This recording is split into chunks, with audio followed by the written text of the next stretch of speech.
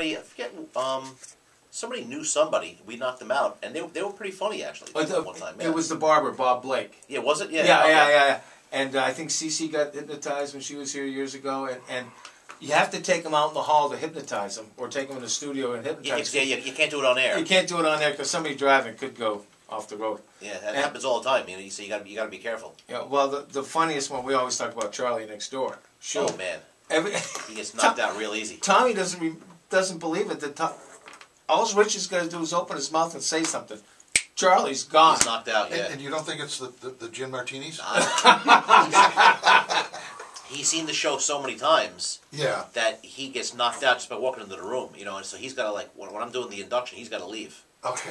Oh yeah, it is. I love it. Oh yeah, and Mark came out last night and says, "Watch Charlie, watch Charlie." Yeah. And Bev kept hitting him. His wife kept hitting him so he wouldn't go under. I remember the first time that we did it.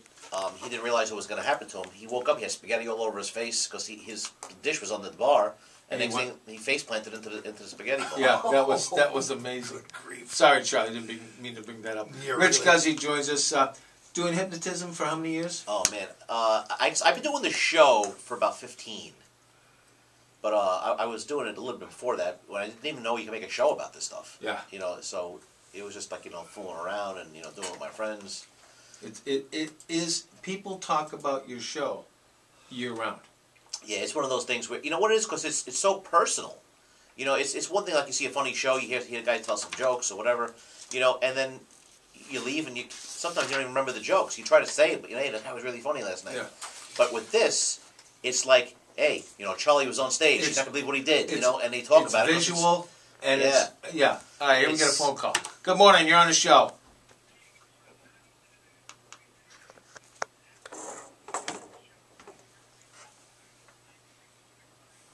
Oh man, thanks for the kind words, bro. That's it was a great group last night. I mean, a sold out Wednesday. It was just great. An awesome crowd, awesome subjects on stage. We had this one guy on stage, man, it was a big guy who could dance. And, really?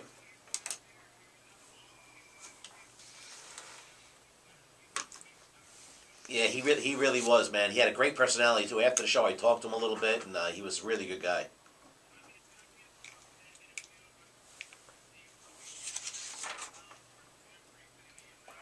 Oh, very cool. And then also we had that special Sunday show where you can bring your entire family. Too, Sunday may be the only day you can get tickets because I know they were going very fast. Thursday, Friday, and Saturday. Saturday might have been already sold out as of yesterday.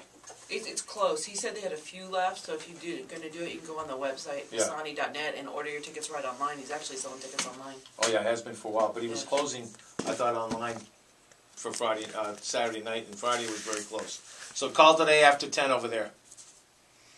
Good morning.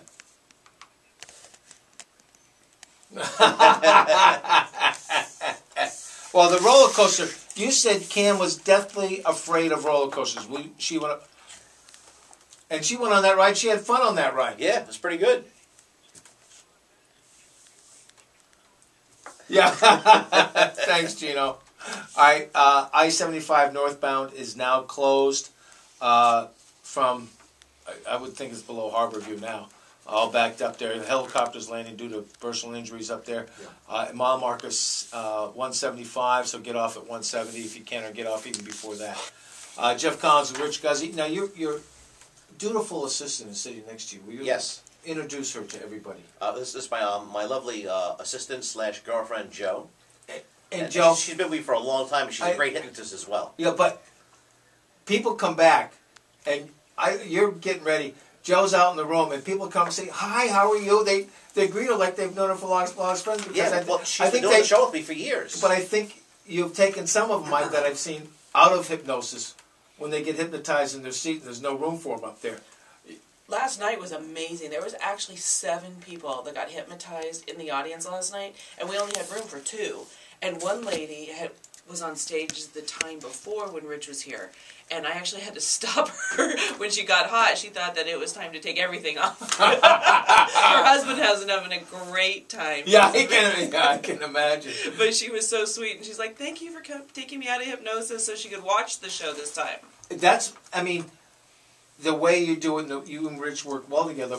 Rich is standing up on stage.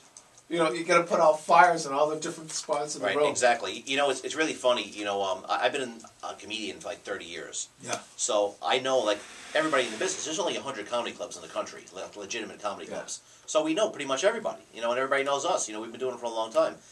And when they see us do the show and they see Joe, they're like, you know what? She's the best assistant at this, you know, as there's ever been. Because there's other guys doing, you know, the hypnosis show. Yeah.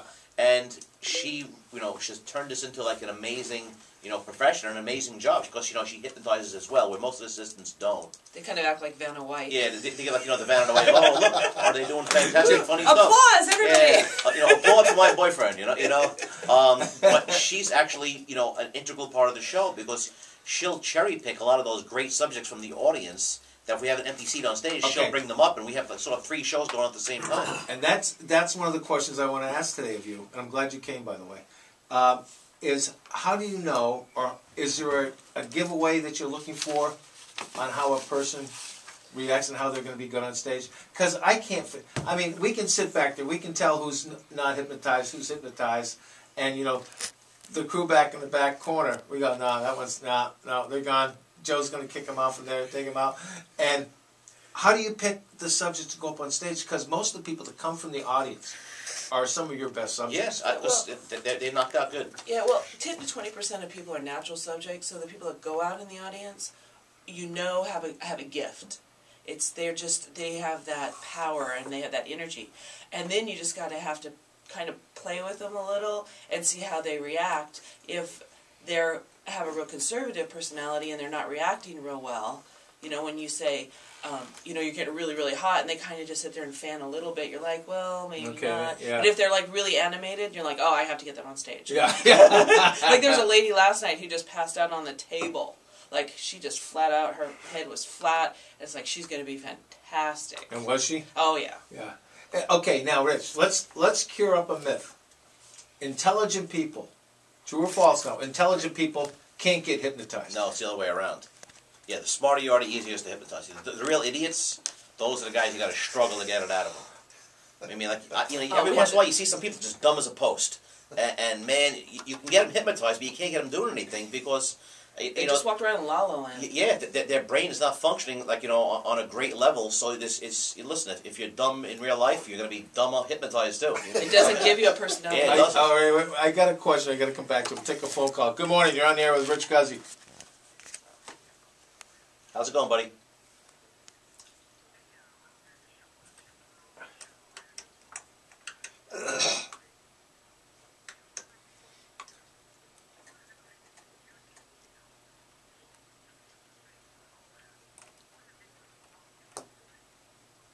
Yeah, that's a good question actually. You know, basically, you know, being a stage hypnotist, you got to learn how to do this stuff quick because you know, listen, there's people drinking, it's in a bar. You know, there's all kinds of stuff. There's food plates going in and out. So if you don't do it quick, you run the risk of not getting anybody hypnotized. So we learn new techniques, you know, that we keep practicing to get really, really good at it. I mean, believe it or not, I know it sounds crazy.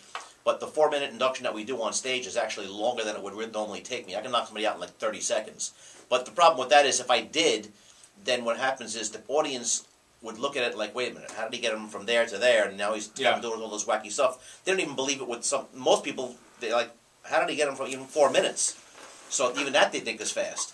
So if I did it in 30 seconds, they'd be like, oh man, this can't be real. You're in deep hypnosis when you go to the smoking cessation. And Rich does that as well. Yeah, I get people to quit smoking all the time.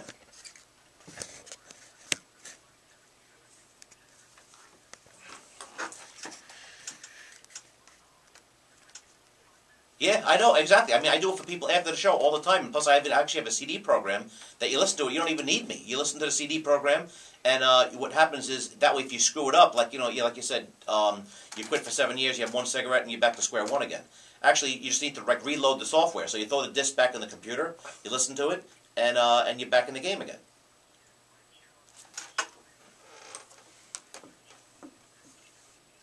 Thanks, Tommy.